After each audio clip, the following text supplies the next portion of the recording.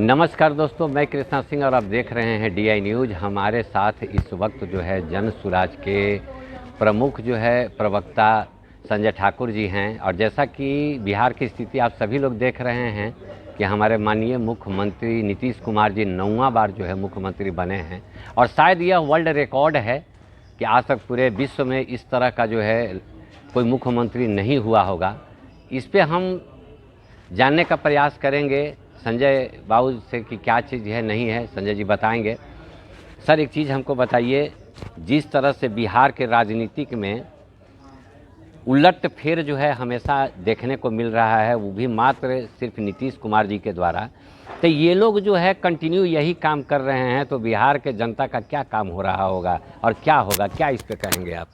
न इन लोगों ने जनता की सेवा की है, न जनता का काम किया है। ये जनता के काम करने के लिए थोड़े इधर भागते हैं उधर भागते हैं।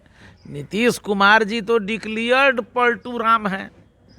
सारा बिहार इनको जानता है कि साहब ये आदमी अपने स्वार्थ में कभी भी किसी सत्ता को छोड़कर दूसरा सत्ता हासिल करने का ही काम करते रहे हैं।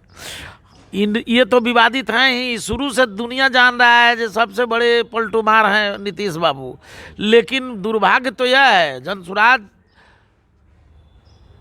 का ये समझ है कि देश में सबसे बड़ा पलटू राम आ गए हैं नरेंद्र भाई मोदी जी, सबसे बड़ा पलटू राम है अमित शाह जी, और सबसे बड़ा पलटू राम है उनके राष्ट्रीय अध्यक्ष JP नड्डा जी। इन लोगों के मुंह में दांत है कि पेट में दांत है, ये पता लगाना देश की जनता के लिए मुश्किल काम हो गया हुआ है। आप बतलाएं कि जब जानते हैं जो ये बराबर पलटी मार है नीतीश कुमार, ये नीतीश कुमार कब किसको चूना लगाएगा, कब भाग के लालू यादव के पास जाएगा, कब भाग के इनके पास चला आएगा, तो ये कौन दूध के धोए हुए हैं जो उसको बुलाने के लिए बराबर न्योता देते रहते हैं, बराबर चादर बिछा के बैठल रहते हैं। भारतीय जनता पार्टी के वर्तमान नेतृत्व में माननीय प्रधानमंत्री नरेंद्र मोदी जी के नेतृत्व पर सवाल उठा रहा हूं कि इन लोगों ने देश की राजनीति को पलटू राम की राजनीति बना दी है। आप केवल बिहार की बात नहीं है, आप देश में उठा के देखिए, जहां जहां इनकी सरकार नहीं बनती है, ये जोड़ तोड़ करके खरीद के रुपया खर्चा करके ED का धमकी दे करके ये वहाँ अपनी सरकार गठजोड़ का बना लेते हैं। महाराष्ट्र की कहानी आपको मालूम है, अजित पवार जी 7,000 करोड़ से ज़्यादा रुपया सरकार का घोटाला किए हुआ है। उस पर 2 दिन पहले नरेंद्र मोदी जी आदरणीय प्रधानमंत्री जी ने बोला था बम्बई के एक कार्यक्रम में कि साहब ये बहुत बड़ा भ्रष्टाचारी है, इस पर कार्रवाई होगी। और 2 दिन बाद वो जब भाजपा के लिए सरेंडर कर गया और भाजपा के सपोर्ट में चला आया, NCP को तोड़ दिया, तो वो बहुत दूध का धोया हो गया। यहाँ तो गंगाजल लेके भारतीय जनता पार्टी बैठा हुआ है। जितना चोर महाचोर पलटू राम आता जाए, भाजपा में शामिल हो जाए तो वो साधु हो गया, सज्जन आदमी हो गया, और दूसरे पार्टी में है तो वो दुराचारी है।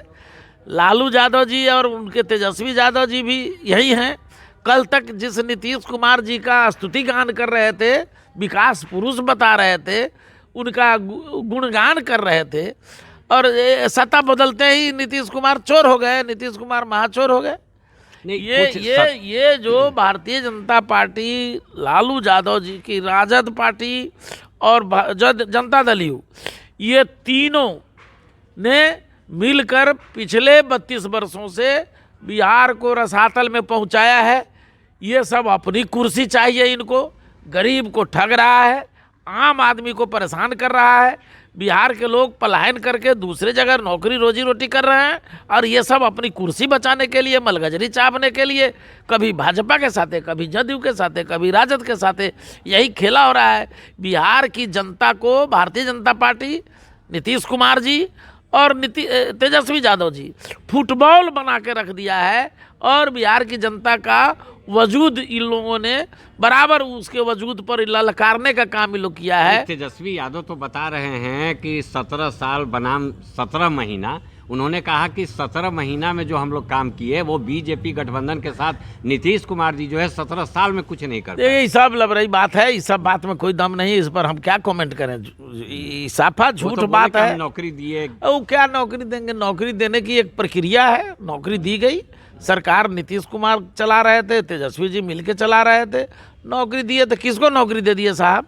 बिहार के लोगों को कहाँ नौकरी मिली?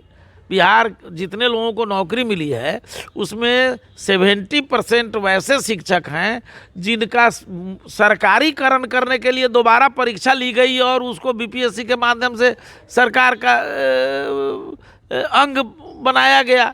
ये तो बहाल लोगों को दोबारा परीक्षा लेकर के बहाल की गई है, ये नई बहाली कहाँ हुई है? और उसमें जो नए लोग बहाल हुए हैं वो तो सब कोई उत्तर प्रदेश के हैं, कोई दिल्ली के हैं, कोई मध्य प्रदेश के हैं, कोई गुजरात के हैं, कोई कहीं के हैं। नहीं, नीतीश कुमार जी जो पलटी मारे इस बार, ठीक है, पहले फिर आरजेडी में गए, तो आपको दोषी कौन दिखता है? भारतीय जनता पार्टी या नीतीश कुमार? नहीं, इसमें सबसे बड़ा दोषी भारतीय जनता पार्टी है। जिस अमित शाह जी ने बिहार की जमीन पर भाषण करते हुए चिल्ला के कहा था, जनता से कहा था कि आप नोट करिए, अब आज के बाद भारतीय जनता पार्टी का गेट परमानेंट नीतीश कुमार और ललन सिंह के लिए और उनके जनता दल के लिए बंद है। लेकिन वो गेट अचानक खुल क्यों गया? इसका मतलब साफ है कि बिहार के जनता को झूठ बोलकर डालिमा में भारतीय जनता पार्टी रखती है, झूठ बोल करके बिहार के जनता को बरगलाती है, और बिहार के जनता में जो बात ये करती है भारतीय जनता पार्टी, उस बात पर अमल भी नहीं करती। इसलिए सबसे बड़ा पलटी मार भारतीय जनता पार्टी के ये शीर्ष नेता हैं आदरणीय नरेंद्र मोदी जी, अमित शाह जी और जेपी नड्डा जी, ये सब पलटी मार है। खाली देखिए, नीतीश कुमार को तो सारी दुनिया जानता है जो पलटी मार है, वो तो रिकॉर्डेड हैं। जब एक बार रिकॉर्ड बन गया है, बार बार ये बदलने का इनका तमाशा होता है, तो गलती कसूरवार भारतीय जनता पार्टी है जो फिर उसको लाया है। आखिर ऐसा कौन सा मजबूरी हो गया जिसके कारण जो है बीजेपी को नीतीश कुमार को लाना पड़ा? कहीं इंडिया गठबंधन को झटका देने के लिए तो नहीं था? देखिए, इंडिया गठबंधन को झटका देना होना ये मंशा नहीं है। असल मंशा है कि मान्यवर प्रशांत किशोर जी जो जन सुराज के संस्थापक भी हैं और जन सुराज पद यात्रा अभियान के सूत्रधार हैं, ये 2 अक्टूबर 2022 से लगातार चल रहे हैं, पद यात्रा कर रहे हैं, जनता को लामबंद कर रहे हैं, वहाँ जात पात धर्म मजहब की बीमारी से जनता को मुक्ति दिलाना चाहते हैं, इस अभियान में चले हुए हैं।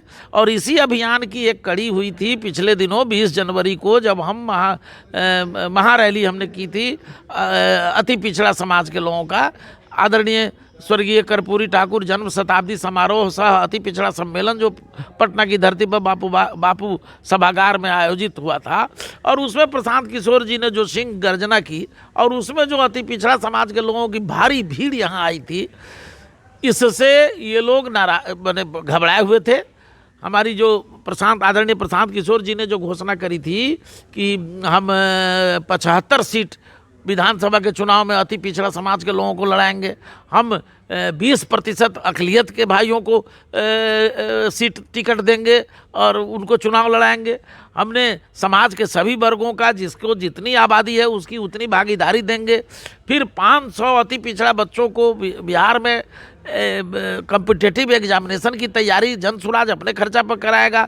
ये जो घोषणा आदरणीय प्रशांत किशोर जी ने करी, उसी घोषणा का नतीजा हुआ जो 23 तारीख को तुरंत आनंद फानन में कर्पूरी ठाकुर जी को बना दिया गया, भारत रत्न दिया गया।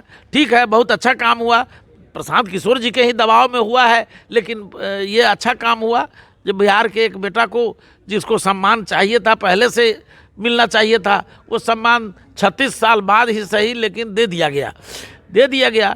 तो इस सब स्थितियों से बिहार की राजनीति में भूचाल मचा, बिहार की राजनीति में हड़कंप मचा, और नीतीश कुमार को डर सताने लगा। क्योंकि प्रशांत किशोर जी ने पहले भी भविष्यवाणी कर रखी थी कि आरजेडी गठबंधन के साथ, महागठबंधन के साथ ये रहेंगे तो चुनाव में, संसदीय चुनाव में 5 सीट भी नहीं जीत पाएंगे।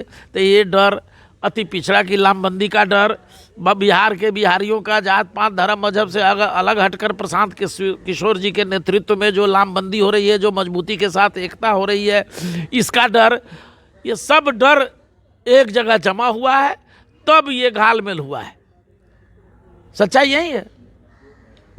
तो जैसा कि आपने संजय जी से सुना, तो सवाल यहाँ पर यह है कि दोषी जो है सिर्फ नीतीश कुमार नहीं है, दोषी बीजेपी भी है। जब वो अच्छी तरह से जान रही है कि ये गलत हैं, उसके बाद भी जब अपने यहाँ उनको क्यों लिया गया।